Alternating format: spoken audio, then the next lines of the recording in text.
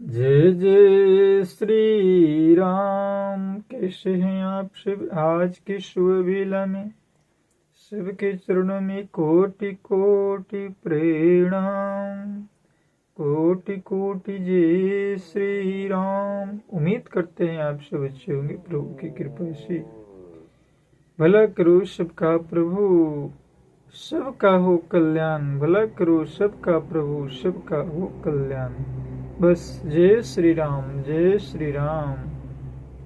कथा वहां पर है जब शिव जी मां भवानी को समझा रहे हैं, मां सती को समझा रहे हैं, ज्ञान का प्रादुर्भाव करने की कोशिश कर रहे हैं। मनुष्य अवतार में राम जी दंडक वन में अपने पति पत्नी के वियोग में कैसे भ्रमण करते हैं, कैसे नर लीला कर रहे हैं।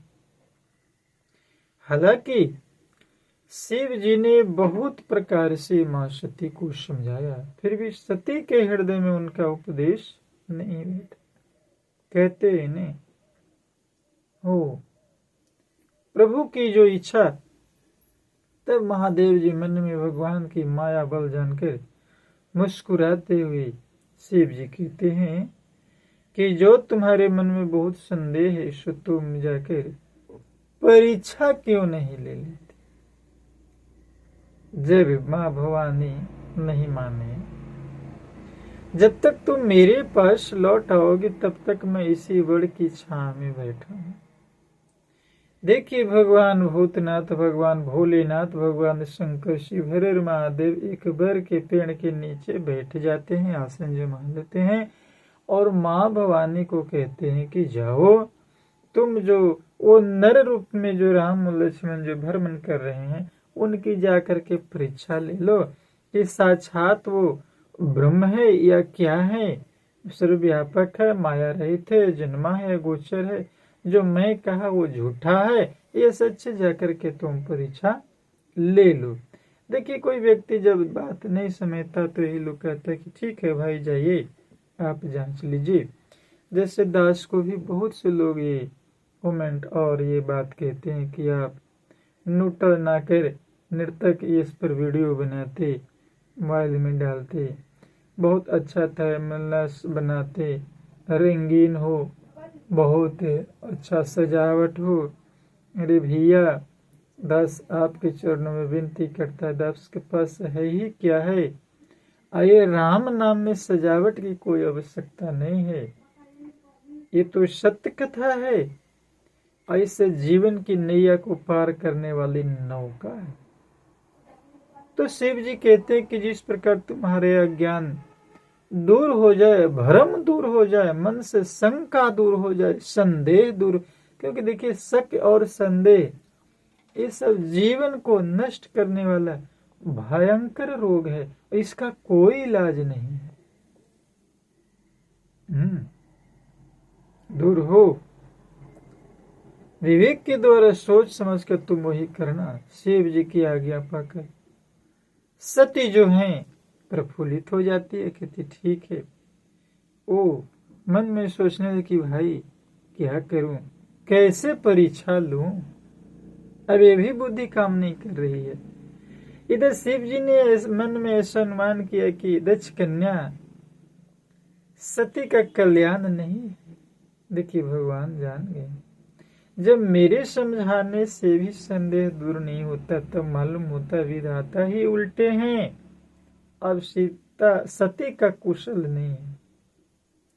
देखिए, कहते हैं न, कथा यहाँ पर हमको क्या सिखाती है, आपको क्या सिखाती है, जनमानस को क्या संदेश देना चाहती है कि यदि कोई बात कोई श्रेष्ठ जन सत्य कह रहे हैं तो सत्य बात, यानी कहने का तात्पर्य कि दुनिया के प्रपंच को यदि छोड़ दिया जाए, प्रभु और ईश्वर के ऊपर यदि संदेह कर लिया जाए, अब बताइए ना, भगवान शिव से बड़ा ज्ञानी इस संसार में कोई हुआ है?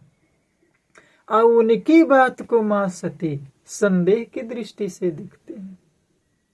तो भाई, अब तो जब शिव जी की वाणी को लोग संदेह की दृष्टि से देखे, जिस प्रकार एक पिता की हर बात को पुत्र और पुत्री संदेह की दृष्टि से देखे, एक पति की हर बात को एक पत्नी संदेह की दृष्टि से देखे, एक पति एक पत्नी की हर बात को संदेह की दृष्टि से देखे, एक इंसान एक दूसरे इंसान की हर बात को संदेह की दृष्टि से देखे, और वो भी में भक्ति मार्ग में, ईश्वरीय विचार में संदेह की दृष्टि से देखे।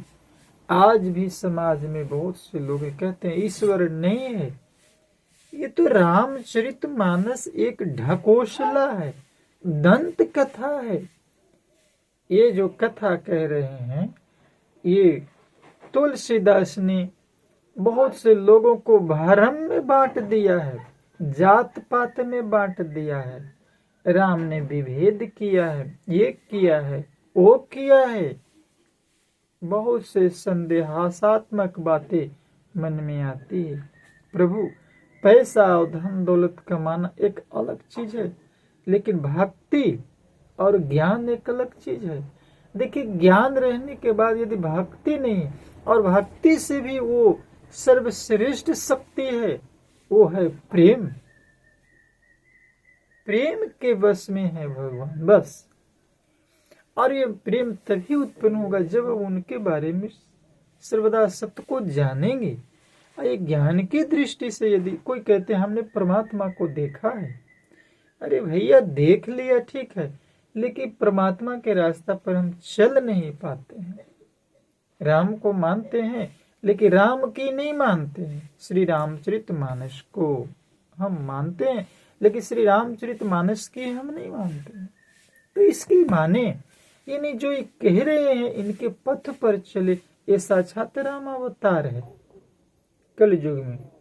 तो बेचारे बने हुए बैठे भगवान भूतनाथ मनुष्य अवतार कहते हैं, होई सोई, मजबूर हो गए, होई सोई जो राम रुचि राखा, आको कर तरक बढ़ावे साखा। कोई फायदा नहीं।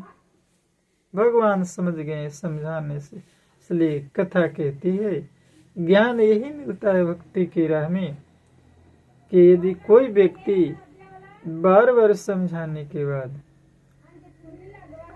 नहीं समझ पाते हैं तो अब उनको विधाता के ऊपर छोड़ देना चाहिए। उनके ऊपर अस कही लगी जपने हरि नामा, अब गई सती जहाँ प्रभु सुख धामा। जो कुछ राम ने रच रखा है वही होगा, वही होगा। तर्क करके कौन बिना मतलब का विशाखा विस्तार यानी बात कौन बढ़ाए। मन में ऐसा कहकर शिव जी भगवान श्री हरि का नाम जाप करने लगे, राम राम राम। और सती जी वहां गई जहां सुख के धाम प्रभु श्री रामचंद्र जी थे। इस प्रकार स्वामी जी कहते हैं कि सती बार बार मन में विचार कर सीता जी का रूप धारण करके उस मार्ग की ओर आगे होकर चली जिससे सती जी के विचार अनुसार मनुष्य के राजा रामचंद्र जी आ रहे थे। अब देखिए यहाँ पर माया का रूप धर के सत्य जी प्रभु राम जी की परीक्षा लेने चले हैं। आगे क्या होता है, भगवान की परीक्षा लेने मां सती चले हैं। आगे क्या होता है ये आगे की कथाओं में हम श्रवण करेंगे। तब तक के लिए आप अच्छे रहें। भगवान आपके ऊपर दिन रात चौगुना प्रभु की भक्ति में आनंद प्राप्त करते रहें। बरकत दे। जय जय श्री राम।